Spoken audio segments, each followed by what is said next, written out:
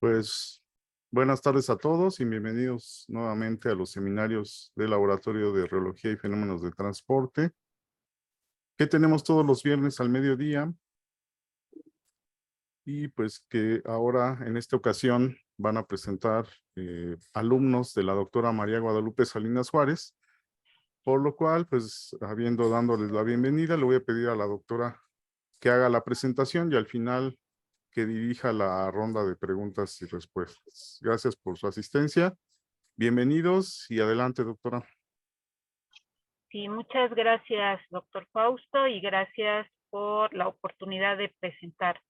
El día de hoy nos va a presentar Alan. Alan es tesista, Alan Alberto Pacheco.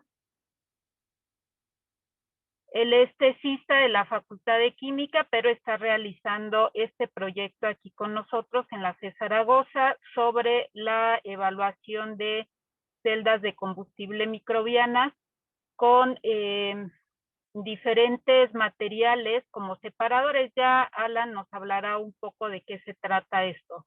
Entonces, y posteriormente vamos a tener la presentación de los chicos de la planta purificadora que nos van a hablar un poco de la actualización del manual de operación y mantenimiento.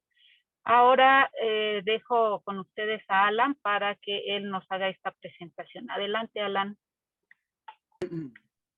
Muchas gracias, doctora, por esta presentación y por este espacio.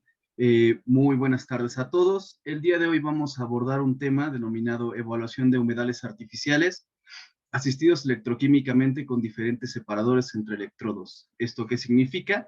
Básicamente una manera sustentable y que nos permite tratar una corriente contaminada de agua y a su vez generar una corriente eléctrica. ¿Cómo surge este proyecto? Pues surge como respuesta a una de las grandes problemáticas que estamos enfrentando actualmente. La contaminación del agua, el consumo excesivo de esta y también la contaminación del aire. Esto se debe a factores antropogénicos ligados a las actividades de nuestro día con día. La contaminación del agua está presente debido a que, bueno, es parte fundamental de todas las actividades que realizamos, desde algo tan simple como tomar una ducha, hasta algo un poco más complejo como producir una bebida, producir alimentos. Todo eso deviene en situaciones que ponen en riesgo la salud pública a través de la descarga de aguas residuales y a su vez también vulneran la seguridad a través de un consumo excesivo de esta, tal como lo hemos visto en casos como en Monterrey, lo cual ha sido un caso algo sonado y es el más representativo de los últimos meses. Aquí en la imagen del medio podemos ver esa problemática de una manera un poco más tangible gracias a las vistas satelitales que nos proporciona la NASA. Esta es la presa del Cerro Prieto en el año 2015. Como pueden ver, tenía mucha agua, así a muy grandes rasgos. Y en épocas recientes, pues incluso medios de noticias han abordado que ya no hay agua en esas instalaciones. Ahora bien, si volcamos nuestra vista hacia el lado derecho de la pantalla, podemos ver otra de las problemáticas que también es muy tangible y que lamentablemente vivimos con frecuencia en la zona metropolitana y en la Ciudad de México, la contaminación del aire. ¿Cómo podemos remediar o atenuar los efectos de esta problemática? Pues existe una alternativa que puede ayudar a resolver un poco esta situación. El tratamiento de agua se puede dar de distintas maneras, tanto puede ser biológica como química y en distintas etapas. Vamos a enfocarnos en esta ocasión a lo que son los humedales artificiales, que son una manera de depurar una corriente contaminada de manera física y química y con un gran beneficio, que también es la depuración del aire a través de la fijación del dióxido de carbono en los tallos de un organismo vegetal, como es aquí en este pequeño sketch, en este pequeño dibujo. ¿Cómo se da la depuración? Pues en dos etapas. De manera física, partículas superiores a 1 micrómetro quedan atrapadas en un lecho, que podría ser este de aquí, y a su vez lo que son los componentes orgánicos que son susceptibles a degradación, son atacados por las bacterias y se rompen en compuestos más simples, por lo general produciendo gases y nutrientes, Los gases, pues por difusión, se liberan hacia el medio y no generan una mayor contaminación, porque el dióxido de carbono, pues, se vuelve a reabsorber en las plantas y el metano, a pesar de que sí es un gas de efecto invernadero, la producción de este es mínima comparado con otras industrias como la ganadera. ¿Qué es lo interesante de aquí? En el proceso metabólico de las bacterias, cuando éstas comienzan a degradar esa materia orgánica presente en el efluente, generan electrones libres, como lo podemos ver explicado, representado por esta ecuación de aquí, o esta ecuación de acá. Dado que este mecanismo aparece de manera natural y espontánea en la naturaleza, surge también una manera de poder aprovechar ese tipo de electrones para poder generar una corriente eléctrica, la cual, por definición muy simple, pues es el flujo de electrones del punto A al punto B. ¿Cómo podemos aprovechar esos electrones? Pues a través de de un sistema denominado celda de combustible microbiana vegetal, el cual a grandes rasgos es una versión miniaturizada de un humedal artificial, pero con la diferencia de que aquí en este tipo de sistemas vamos a incorporar electrodos con colectores de electrones, valga la redundancia, que nos pueden ayudar a aprovechar esos electrones que se van generando como consecuencia del proceso de degradación de la materia. A la izquierda de la pantalla podemos ver lo que es un corte transversal de lo que sería una celda. Por lo general se conforman de un cuerpo de un material resistente como el PVC o el acrilato, dependiendo del uso que ustedes le quieran dar o dependiendo de las pruebas que quieran someterla. Vamos a contar con una plantita, vamos a contar con una matriz de soporte, lo cual es un término elegante para referirnos a un suelo o a una grava, arcilla, dependiendo de lo que ustedes quieran evaluar. Y lo más importante, los electrodos que podemos ver aquí. Se conforman de material de fieltro de grafito, lo cual es un material altamente conductor, y un colector de electrones, lo cual nos permite poder cerrar los circuitos y poder aprovechar esa corriente que se genera. Ahora bien, bueno, antes de pasar a la siguiente, disculpen. Otro de los factores, como lo mencionamos en el tema, vamos a evaluar los separadores entre electrodos. ¿Eso qué quiere decir? Vamos a enfocarnos en algo denominado membrana de intercambio iónico. Este material nos permite migrar protones desde la zona del ánodo, que es donde se generan, hacia la zona del cátodo. Porque normalmente cuando ustedes montan esta clase de sistemas y tienen una población homogénea de bacterias, requieren que el ánodo, la zona anódica, sea lo más anóxica posible, es decir, que no interfiera algún otro compuesto, alguna otra molécula que se robe esos electrones, porque cuando este tipo de interferencias ocurren, la producción de electricidad, pues obviamente cae.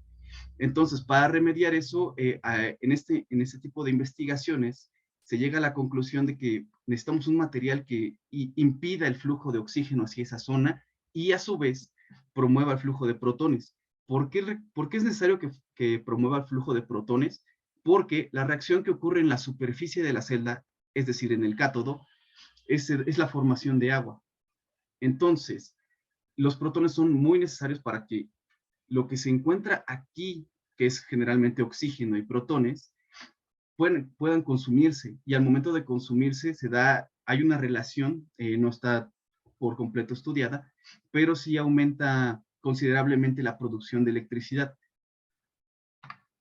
Ahora bien, ¿cuáles son las funciones de la membrana? Tiene que separar a nuestra celda en dos zonas, anódica y catódica, cada una con una característica en específico.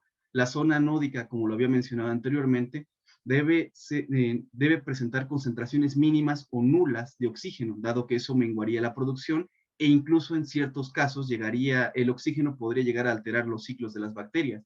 Es decir, evitaría que se reprodujeran con la velocidad necesaria o incluso evitaría su crecimiento, lo cual pues para un sistema que se basa enteramente en el funcionamiento, en el metabolismo de estas bacterias, pues resulta catastrófico.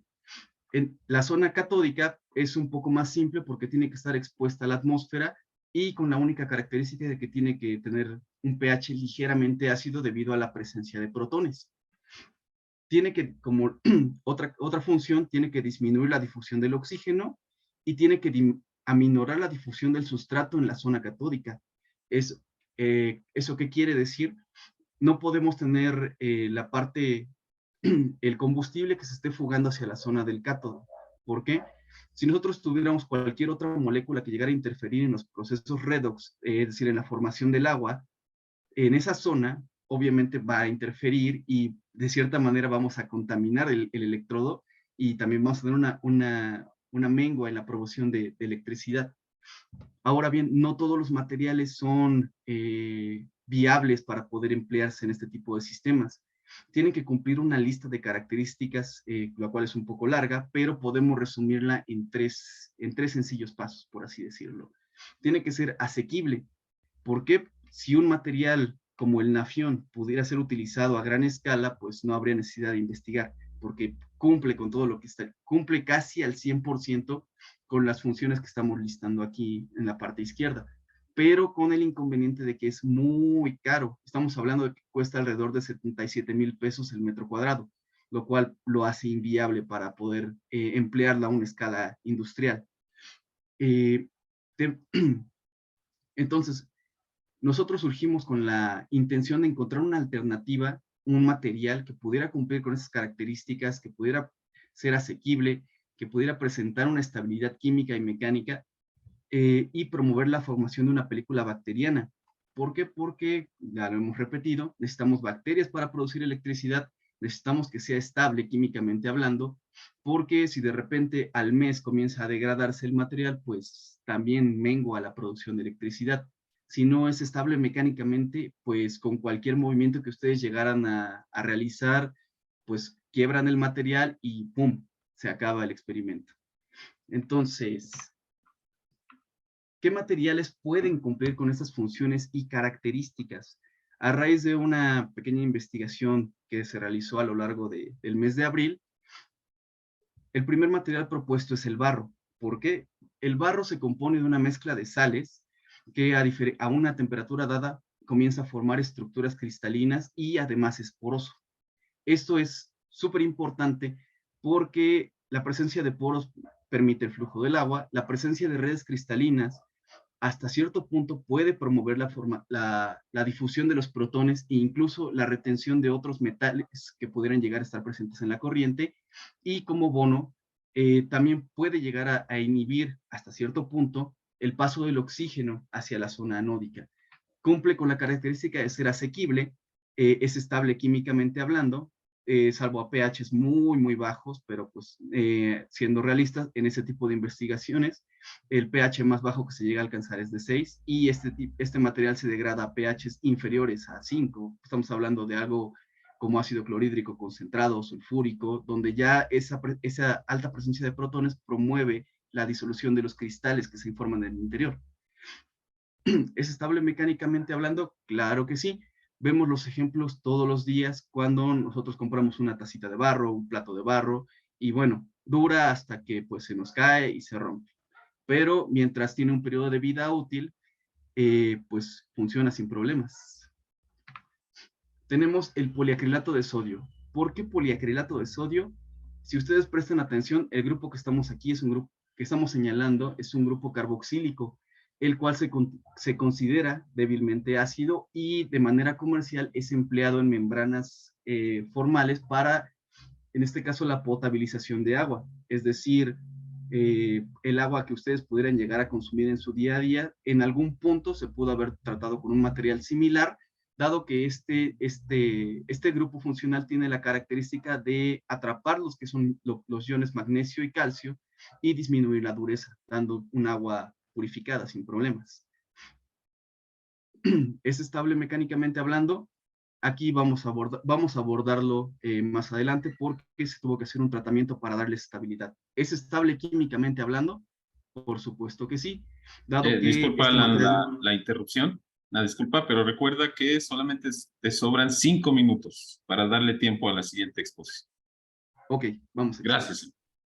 Entonces, el siguiente material propuesto es grenetina. A través de un proceso vamos a agregar un grupo sulfonato y el mismo proceso se va a repetir con el poliestireno. ¿Cómo vamos a modificar cada uno de los materiales? El barro vamos a añadir cristales de carbonato de calcio, los cuales nos promueven también el flujo de protones y sirven como un buffer natural entre comillas. Poliacrilato de sodio, vamos a intercambiar los iones sodio por iones potasio a través de un tratamiento ácido. La grenetina, vamos a incorporar iones sulfonato a través de un agente sulfonante denominado sulfato de dietilo, y bueno, vamos a darle estabilidad. Etapas del proceso. Primero, para poder trabajar con el barro tenemos que secarlo, dado que un barro húmedo pues no es viable para poder coordinar iones en su interior. Vamos a secarlo, de hecho se secó, se llevó a un proceso de impregnación sucesiva con soluciones de bicarbonato de sodio y cloruro de calcio, se dejaron reposar y posteriormente se calcinó hasta 900 grados, dando como resultado un material que es físicamente y químicamente estable. En este caso, para la membrana de grenetina, lo primero que se hizo fue hidratar el compuesto y después hacerlo reaccionar con el sulfato de dietilo. Perdón, me adelanté. Esta es la etapa del poliacrilato de sodio que yo les había comentado, donde mediante un tratamiento ácido se intercambió este ion sodio por protones.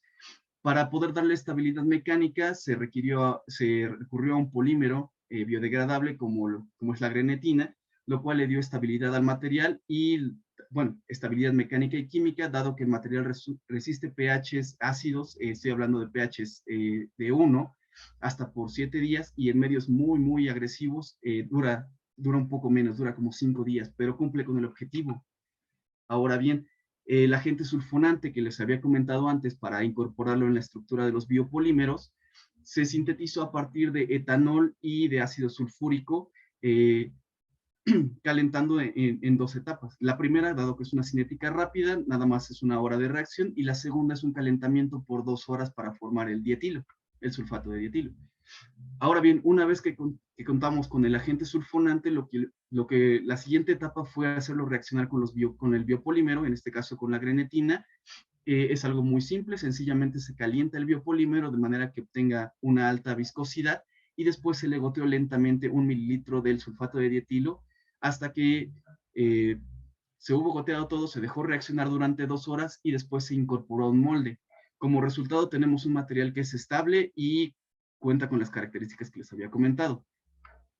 Ahora bien, la parte del poliestireno es un poco más, se tuvo que reformular un par de veces debido a ciertos errores en la ejecución del experimento, pero al final se redujo a disolver el poliestireno en acetona y después añadir el sulfato de dietilo hasta que se viera un cambio de manera superficial en el acomodo del material.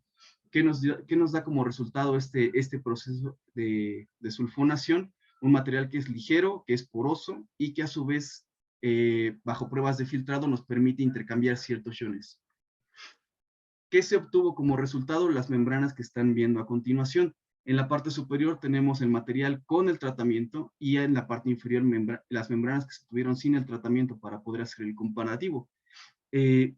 ¿Cuál es el cambio más sustancial? Ustedes lo pueden ver en la membrana de barro, donde toma un color un poco más naranja comparado con su homónimo sin tratamiento. La membrana de poliestireno toma un color más café debido al tratamiento al que fue sometido, y el mismo color café se alcanza a observar en la membrana de grenetina. Ahora bien, lo que les acabo de comentar de manera express fue la primera etapa del experimento, y en la segunda vamos a someter los materiales obtenidos a un trabajo, a una simulación en las celdas de combustible. Vamos a ver cómo es su influencia, si es positiva o negativa en la generación de electricidad, y a partir de eso estaríamos escalando a etapas posteriores, donde estaría evaluando lo que es la remoción de contaminantes, o bueno, en este caso, la eficiencia de los sistemas, si se puede hacer todavía más eficiente a través de la variación de volúmenes, o si con este volumen que se tiene de las celdas ya es óptimo para su funcionamiento. Bueno, por eso, por el momento, eso sería todo lo que tengo que comentarles, y agradecemos al proyecto PAPIT 17020 y a los laboratorios 300 que nos apoyaron en la síntesis de las membranas, y al laboratorio 7 donde se llevó a cabo donde se va a llevar a cabo la siguiente parte del proceso de experimentación. ¿Alguna pregunta? Me parece que mejor dejamos las preguntas al final, para dar oportunidad al siguiente equipo de alumnos, que presenten. Alan, entonces, si nos permites para que los otros muchachos compartan su presentación, por favor. Claro, entonces Sí, estamos a la bien. espera. Sí, sí, por favor, Alan. Gracias. Gracias a todos.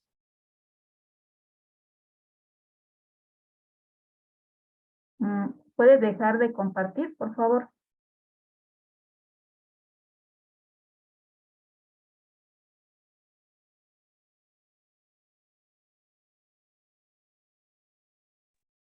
A ver, permítanme tantito en lo que la comparto.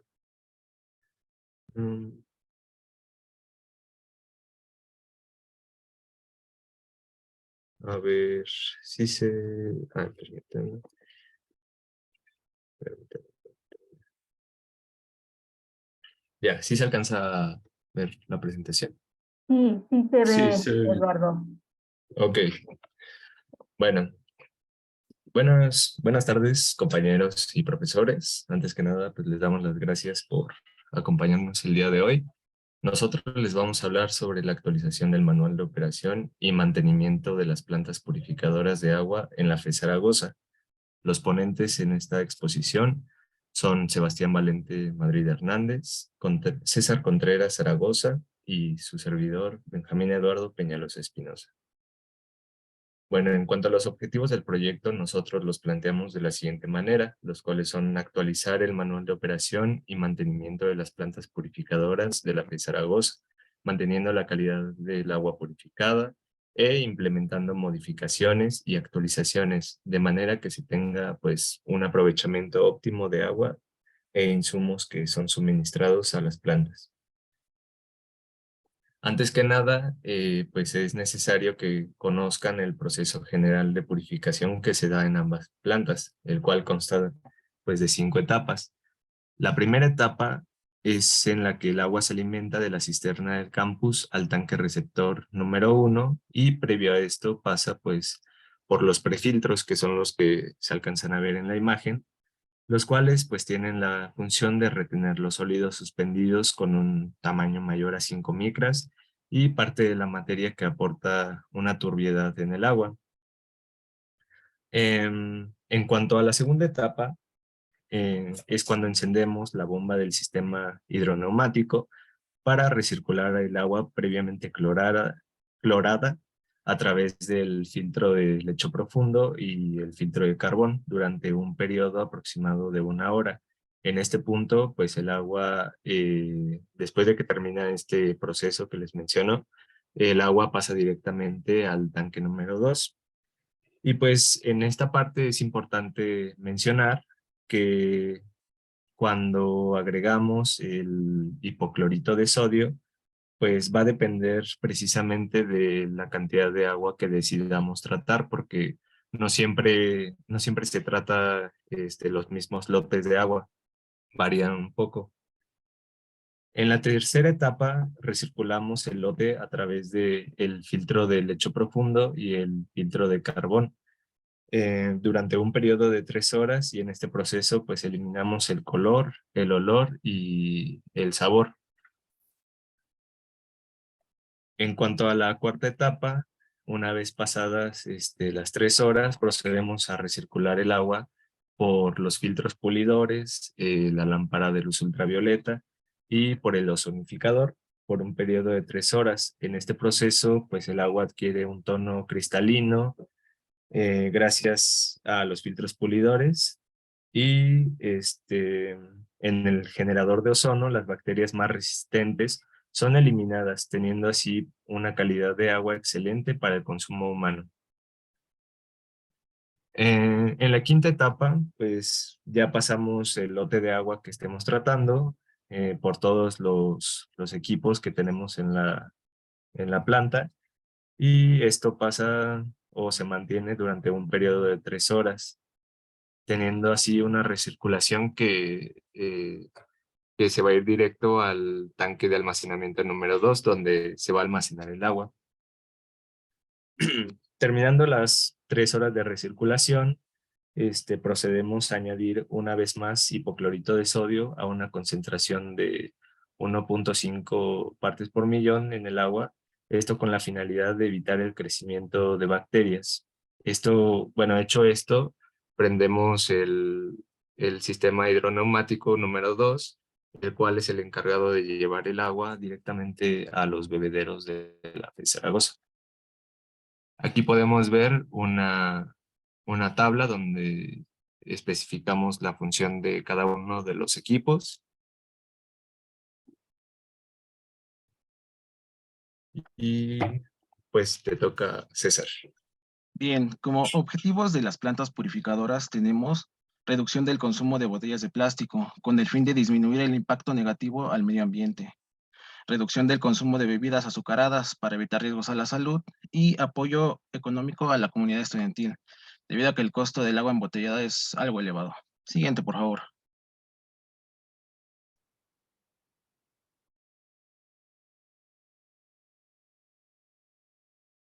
Ok, el mantenimiento.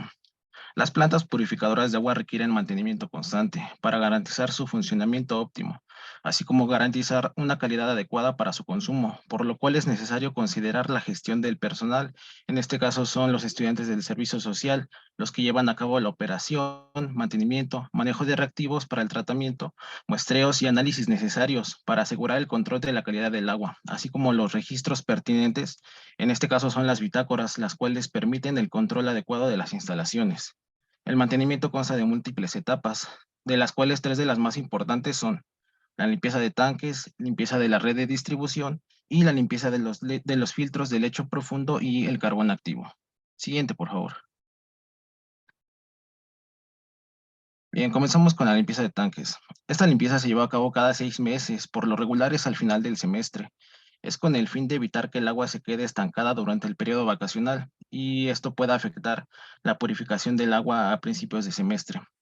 Esta etapa consiste en drenar los tanques, posteriormente desconectarlos de la red del proceso principal. Hecho esto, se lava el tanque y se seca por fuera y por dentro. Una vez secos los tanques, se vuelven a conectar a la red principal del proceso. Siguiente, por favor. Limpieza de la red de distribución. Durante el semestre se llevan a cabo purgas de las líneas de agua que van hacia los bebederos. Esto tiene el fin de evitar la proliferación de bacterias en las tuberías, lo cual se hace añadiendo una concentración de 5 partes por millón de hipoclorito de sodio.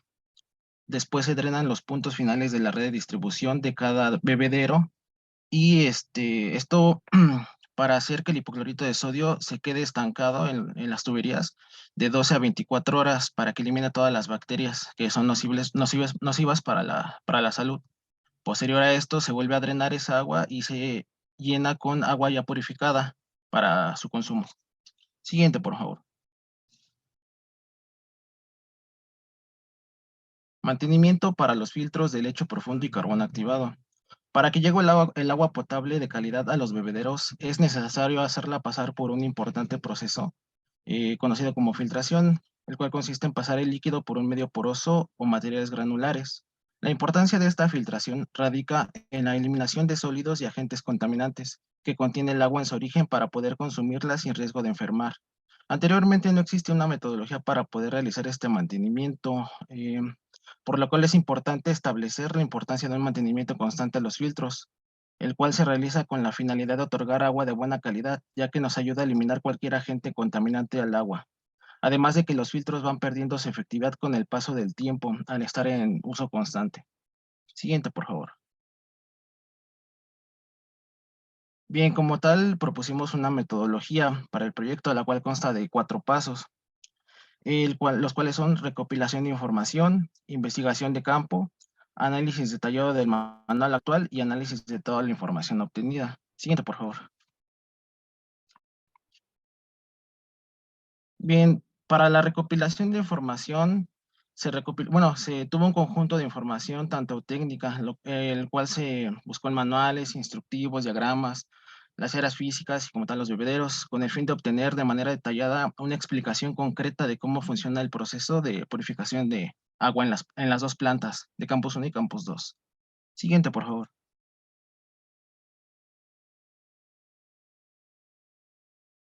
Investigación de campo. Para la investigación de campo, recurrimos a técnicas de obtención de información en forma directa, tal como reconocimiento de equipo, instalaciones, áreas físicas, bebederos, etc. Para lo cual realizamos un registro de los equipos que se encuentran trabajando actualmente en cada una de las plantas.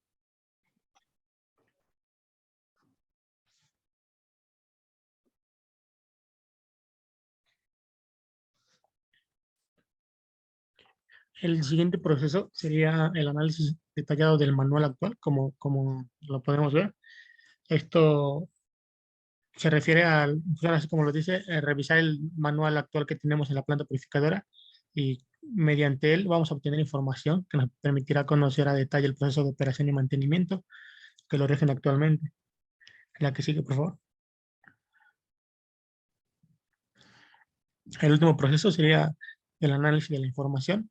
Una vez obtenida la información requerida para la elaboración del nuevo manual, se procederá a sintetizar la información de la manera más clara posible para que las futuras generaciones puedan operar pues, la planta de la manera correcta, sin que alguien los esté supervisando y sea quien sencillamente. La que sigue, por favor.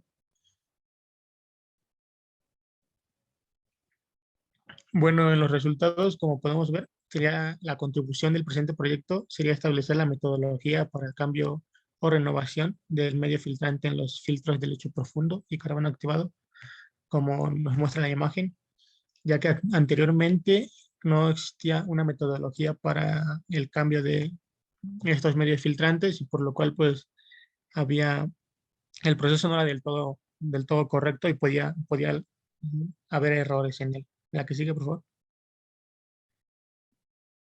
Aquí podemos ver cómo desmontábamos los lechos fijos y tanto el profundo y el de carbono activado para retirar el medio filtrante de los tanques. La que sigue.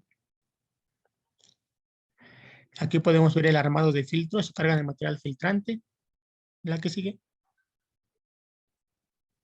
Y bueno, como conclusiones, las aportaciones al manual fueron de gran importancia para la parte del mantenimiento general de los filtros, debido a que, pues obviamente no se tenía un procedimiento referente de cómo realizar esto. Aunado a que con anteriormente estos equipos desde la implementación del proyecto de plantas purificadoras de agua, por lo tanto, pues esperábamos que sea de ayuda para las siguientes generaciones de la FE Zaragoza. La que sigue. Estas serían nuestras referencias bibliográficas. Serían dos tesis, la de la compañera Atenas Salgado y la anterior del compañero Mario González. La que sigue. Esto es todo de nuestra parte. Muchas gracias por su atención.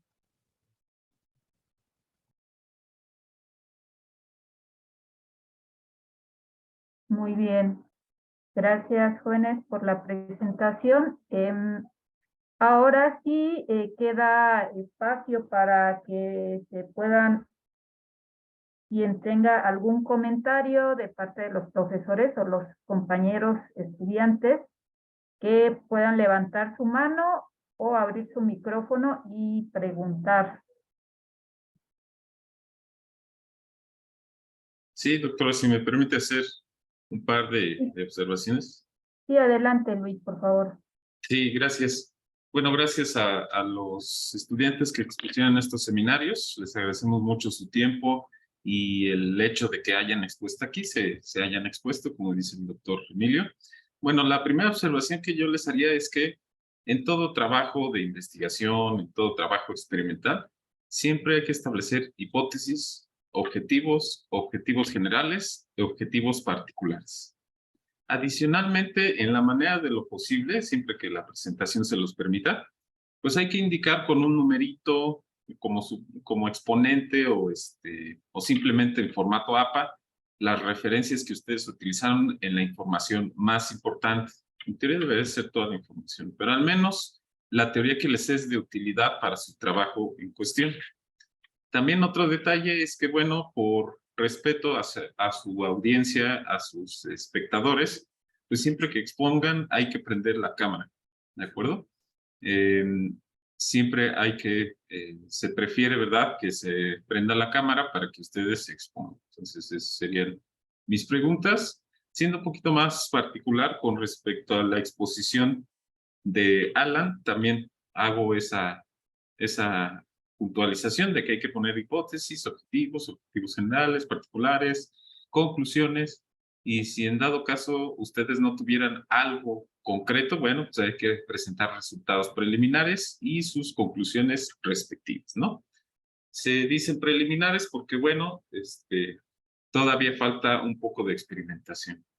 Con respecto otra vez a la presentación de Alan, mencionabas que el barro, ¿verdad?, es el material ideal para los humedales debido a sus propiedades tanto de formación cristalina, de porosidad y demás. ¿Hay otro material que se asemeje a esas propiedades al barro, que sea más económico, o hay otros materiales más caros? Esa sería mi pregunta. Gracias.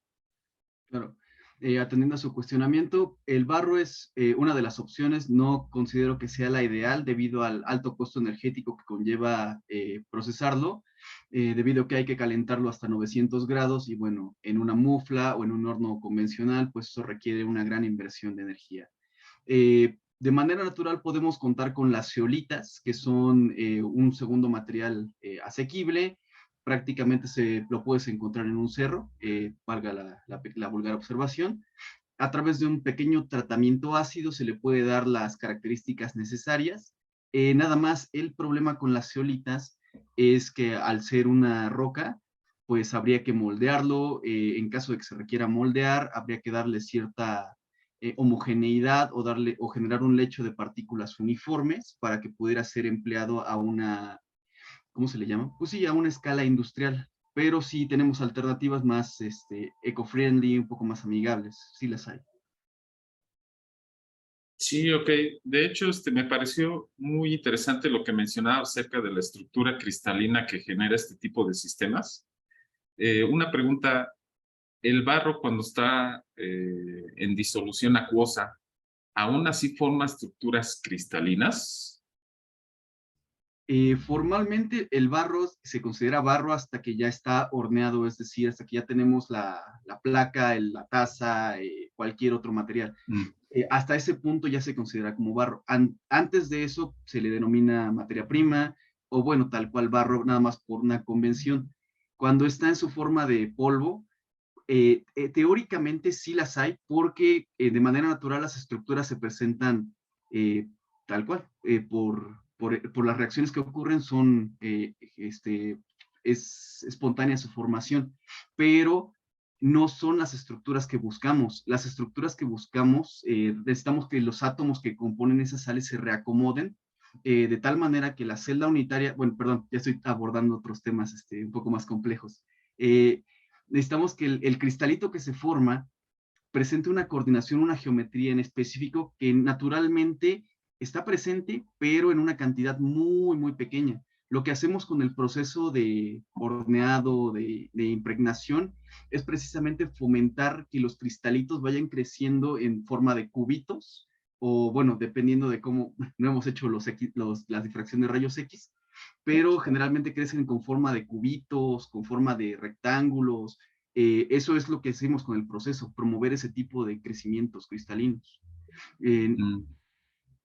Sí, ok, de acuerdo. Sí, curiosamente, algunas suspensiones coloidales, cuando están sometidas a flujo, por ejemplo, exhiben estructuras cristalinas que se pueden detectar inclusive con pruebas reológicas. En este momento no voy a abordar muchos de los detalles, pero básicamente es una transición de fases. Pasamos de un estado líquido a un estado sólido amorfo, ¿ok? Entonces, pues yo supongo que en tu sistema se da un fenómeno muy parecido. La verdad no lo sé al 100%, ¿verdad? Pero ese aspecto me pareció muy interesante. Entonces, igual si tú podrías considerarse una prueba reológica de esos barros, ¿ok? De esa disolución acuosa con los barros, pues a lo mejor ahí sí se espera una respuesta reológica en específico. Winter y Chambón, ¿no? Por ejemplo. Ok, esas serían todas mis preguntas. Gracias, doctora. Muchas gracias, maestro Luis. A continuación tiene la mano levantada el doctor Edson Emilio. Adelante, doctor. Buenas tardes a todos. Hola, Alan. Buenas tardes. Yo me quedé pensando en la parte de porosidad. Fíjate que sería bueno, entre tantas cosas, aparte de los barros, la reología y todo eso, te pregunto, en todo el trabajo que están desarrollando, ¿toman en cuenta el tamaño de poro? O sea, porque tienen una distribución de poros. Sería bueno, de alguna manera, complementar más el trabajo con un análisis de la porosidad del medio, porque algo debe de tener efecto en tu sistema, ¿no? Claro. De hecho, la parte de la porosidad, bueno, en el barro, para ser un poco más específico, lo que hice fue medir qué volumen de agua se requería para inundar completamente los poros, lo cual es una prueba muy, muy simple, tal cual es mojar el material hasta que una de las gotas queda suspendida en la superficie.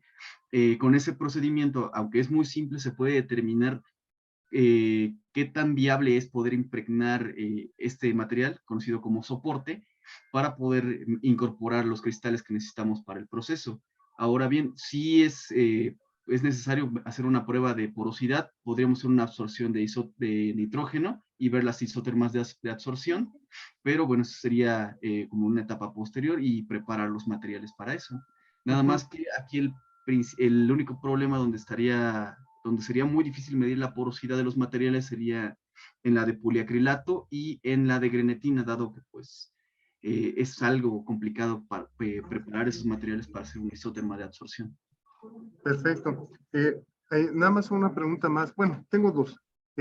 Con referencia hacia los objetivos del trabajo, sería bueno que en las conclusiones contrastaran cuál es el objetivo o los objetivos y que en las conclusiones comentaran a través de este objetivo, esta es la primera conclusión o la conclusión parcial. Este es el segundo objetivo, esta es la conclusión parcial o la conclusión ya general del trabajo. Y en la parte de trabajo futuro, parece que no lo vi o no se me acuerdo si comentaron algo del trabajo futuro, que sería bueno añadirlo, porque esto me parece muy interesante. El trabajo con lodos, con estos biosistemas, siempre es muy interesante desde el vista de la biología, de la química, de la física, entonces de la ingeniería. Entonces, sí, por favor, recomiendo esa cuestión y esas serían mis observaciones. Nada más. Gracias. Bueno, muchas gracias, doctora. Muchas gracias. Sí, gracias, doctor. Gracias, Alan. Sí, gracias. Pues sí, efectivamente, todos estos comentarios los vamos a tomar en cuenta, tanto con el proyecto de Alan como con el proyecto de los chicos de las plantas purificadoras. Justamente el trabajo futuro en el caso de Alan sería enfocado a la etapa, bueno, de momento en el corto plazo, es con la segunda etapa que él mencionaba, que no hemos realizado, se va a hacer, que ya es la aplicación de sus materiales en las celdas microbianas, que es lo que estaremos haciendo en las próximas semanas. Y sí, sería bueno considerar una serie de análisis o pruebas para caracterizar los materiales que Alan ya tiene. Justamente la porosidad también podría contribuir en el proceso de filtración, dado que pues estaríamos aplicando esto en los humedales para tratamiento de agua. Entonces eso pues también lo vamos a considerar y analizar para ver cómo se puede realizar. Muchas gracias, doctor Emilio. No sé si haya, aquí en el chat escribieron una pregunta sobre dónde se encuentra el manual, y ya aquí el maestro Luis nos hizo favor de ponernos la dirección de la Biblioteca Digital de la UNAM. También está TesiUNAM, es también muy probable encontrarlo ahí. Pueden descargar la tesis, es la tesis de Tania Salgado, ese es el manual que existe actualmente, la versión que está actualmente, pero los jóvenes de la planta que están de servicio social en las plantas purificadoras han trabajado en algunas actividades relacionadas con la actualización de este manual. Está en proyecto hacer formalmente esta actualización por medio de otra tesis, con la ayuda de otro tesista, pero de momento es lo que se tiene al momento. Entonces, hay todavía tiempo por si alguien quiere hacer alguna otra pregunta.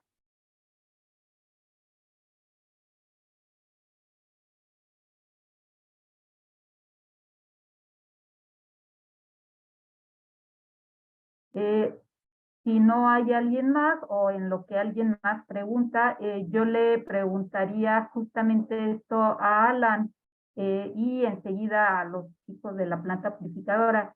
Alan, ¿cuáles crees que serían algunos de los análisis que pudieran complementar este trabajo con respecto a sus materiales?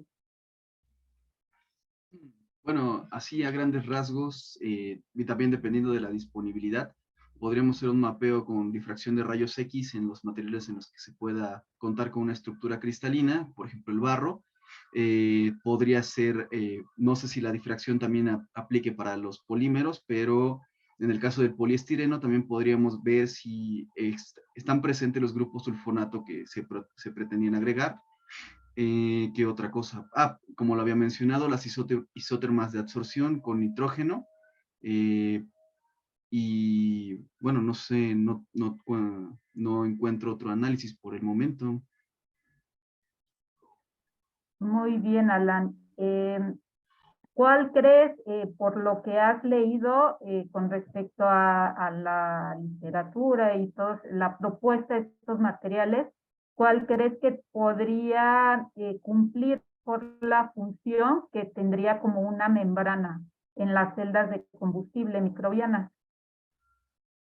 Pues yo, bueno, me estoy viendo un poco optimista, pero yo siento que cualquiera podría cumplir con ese rol. Y en sí va a depender mucho del tipo de solución que se maneje, porque en el caso de las que se manejaron con biopolímeros, resultan pues biodegradables. Entonces, si de repente tenemos una bacteria que es algo que se sale del esquema de reacción, va a empezar a comerse al biopolímero. Si también son susceptibles a la formación de hongos debido a que son comida para ellos. Entonces, si en algún punto ¿cómo se le llama? De la experimentación se da la formación de hongos, el hongo podría llegar a comerse a los biopolímeros e interferir con el proceso de generación de electricidad. Donde eso no ocurriría sería con el poliestireno, dado que es un material resistente, pero queda la incógnita de si el tratamiento resultó efectivo, pues tendríamos un material similar, al menos en el mejor de los casos, a lo que sería el nafión. Entonces, yo apostaría porque el barro y el poliestireno tratado tendrían uno de los mejores desempeños debido a su estabilidad química, mecánica y, bueno, promoverían el barro, debido a que es poroso, en ciertas zonas podría promover el desarrollo de bacterias sin tener sin afectar lo que es la generación de electricidad y tampoco interferir en una gran medida lo que es el desarrollo de esas poblaciones. Sí, muy bien, muchas gracias, Alan. Y para los jóvenes del manual, que nos hablaron del manual de la planta purificadora, ¿cuál creen ustedes, César, Sebastián, Eduardo, que sería la mayor contribución que han hecho con respecto al manual y a las actividades de la planta purificadora?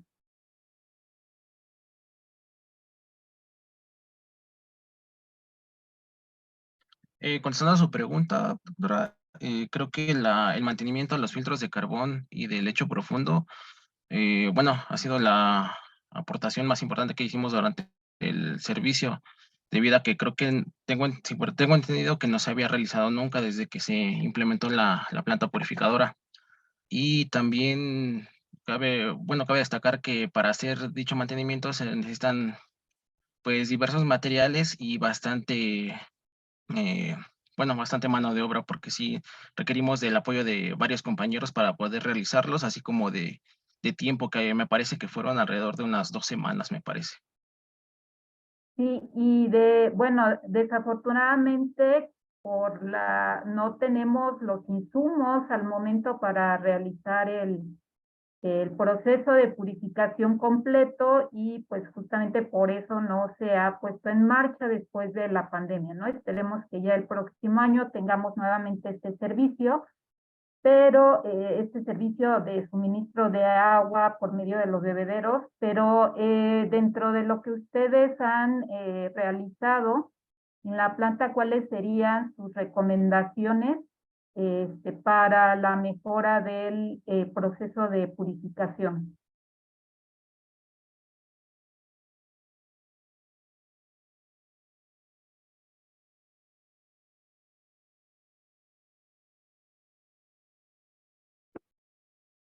Eduardo, Sebastián. Pues yo creo que el mantenimiento continuo de la planta, ¿no? Porque cuando empezamos el servicio social estaba muy descuidada, igual y a lo mejor fue por lo de la pandemia, pero yo creo que esa será la recomendación. Y también que si pueden agregar un poco más los futuros estudiantes de servicio social, o sea, en cuanto a proceso o la mejora de pues sería lo ideal. Sí. ¿Qué tipo de mantenimiento sería este del que habla Sebastián? ¿Qué tipo de mantenimiento? El mantenimiento a los equipos, tanto a los tanques receptores, a la lámpara de rayos ultravioleta, al de ozono, porque hasta donde tengo entendido, cuando llegamos creo que no funcionaban las lámparas, ni el captador de ozono, y los tanques pues, estaban muy descuidados. Y también a los prefiltros, que fue lo que también tuvimos que cambiar, porque ya estaban muy sucios. Sí. Y nada más se hace la aclaración, en el caso de Sebastián, creo que tú iniciaste a principios de año tu servicio social, ¿verdad? Por ahí de febrero. Marzo, creo. Ajá, sí, entonces sí, justo en esa época estábamos por regresar a presenciales, después vino esta cuestión de la explosión de en marzo y otra vez se nos detuvieron las actividades. Pero en todo este tiempo sí se han estado realizando actividades de mantenimiento, sí, justo como lo mencionó Sebastián, pues las plantas estuvieron paradas alrededor de 2 años por la pandemia, entonces pues sí hay que hacer renovación de muchas cosas. Con respecto a lo que mencionaba compañero de los filtros de carbón activado, sí se había hecho como una renovación de los filtros, pero sí ya tenía muchísimo tiempo. Entonces, pues echar a andar todos estos procesos de mantenimiento sí ha sido una labor en la que han contribuido diferentes personas, distintas personas, que principalmente pues son los alumnos de servicio social, a quien se les agradece su labor en este proyecto del agua, de la purificación del agua.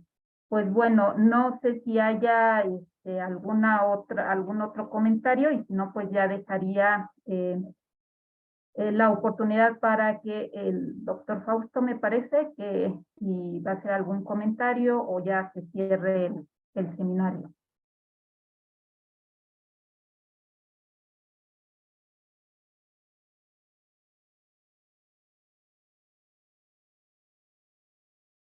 O el maestro Luis, no sé si hay algún comentario o ya terminamos por terminado el seminario.